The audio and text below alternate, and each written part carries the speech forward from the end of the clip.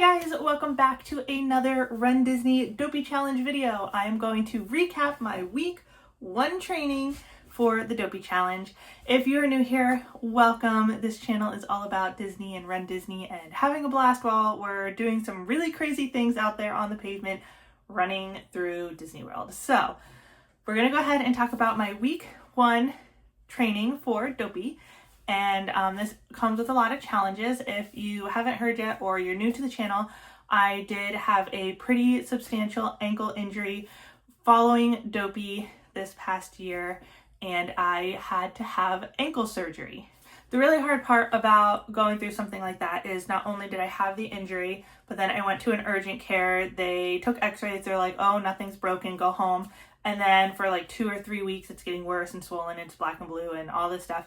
So then it's like, something's not right. And then you have to fight the doctor to be like, hey, this isn't right. And then I had to go to a podiatrist, which took a couple weeks to get into that. And then they had to do an MRI on my ankle, which took another couple weeks. And then I was in a boot, and then the results came back. And then they were like, oh yeah, this needs to have surgery. And then you have to wait for the surgery. And then after the surgery, I couldn't walk or put pressure on my foot for about 8 weeks. And then I was in a cast, I was in a boot, I was in a strap-up lace, and then I started physical therapy.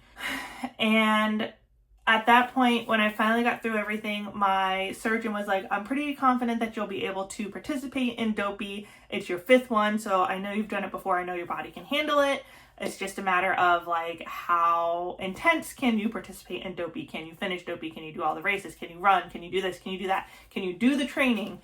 And I went to physical therapy, and they were like, we don't have anybody really who starts running not only in time. It would be about 2 months from when I started physical therapy until when I started training for Dopey. But not only that, but then to be able to run come January.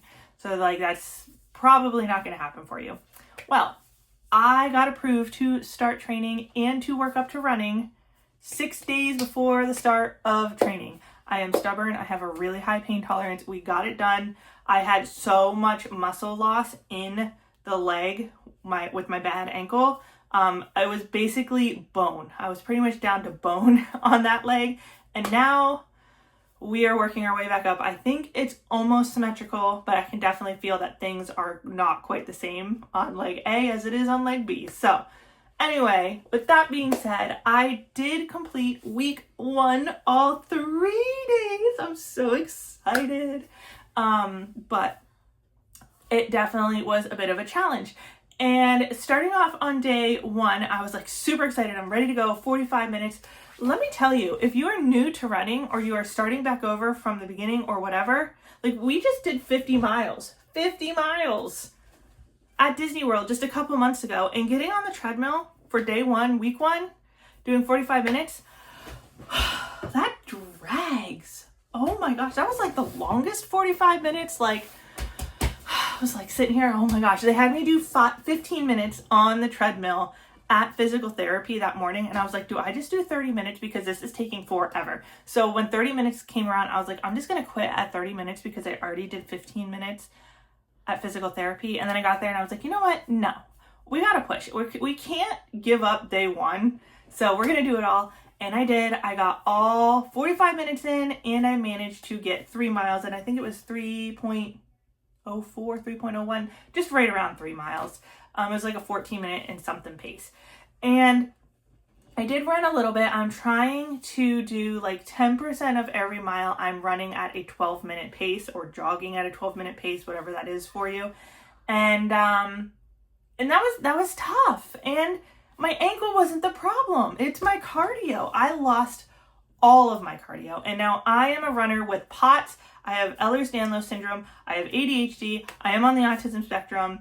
And I have asthma. So like, my body at that point was like, hey, we don't like that. But my ankle was like, this is great. Like,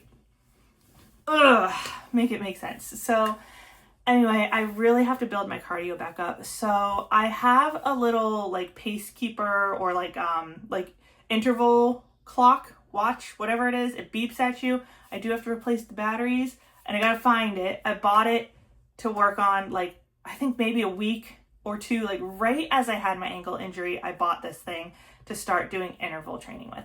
And that is my goal, is to do the interval training. I was doing really good with my interval training. I had it at like, I think I was doing like 1 minute of running, 30 minutes of walking, 1 minute of running, 30 minutes of walking.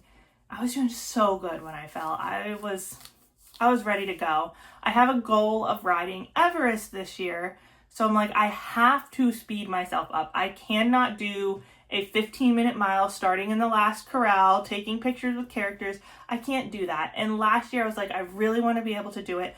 Life fell apart then too. I had to have surgeries that year. I've had a catastrophic something all 5 years of trying to do Dopey. Every single year I've had surgery for 3 of the years.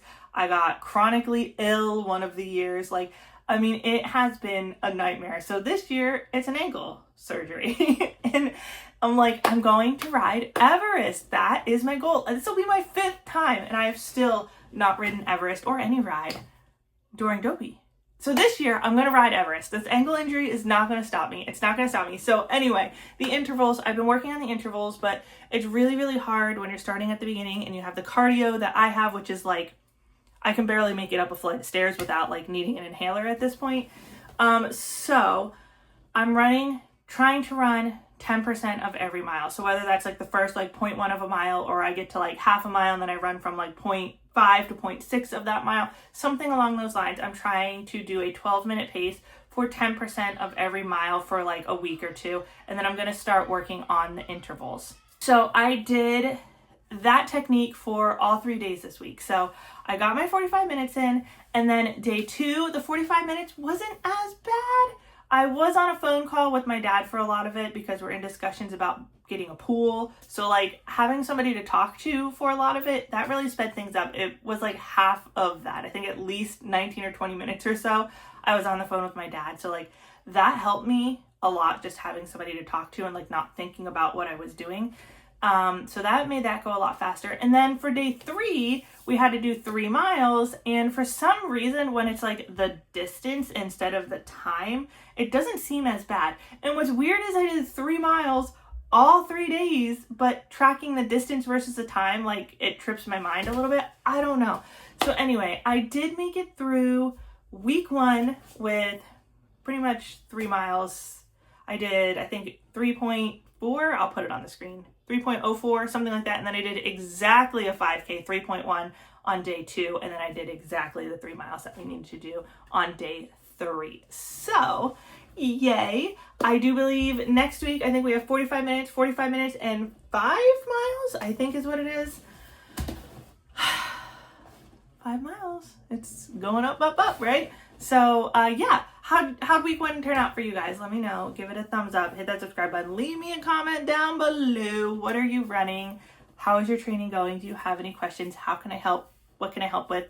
All of those good things. And yeah, I'll see you guys in the next one. Thanks for watching, guys.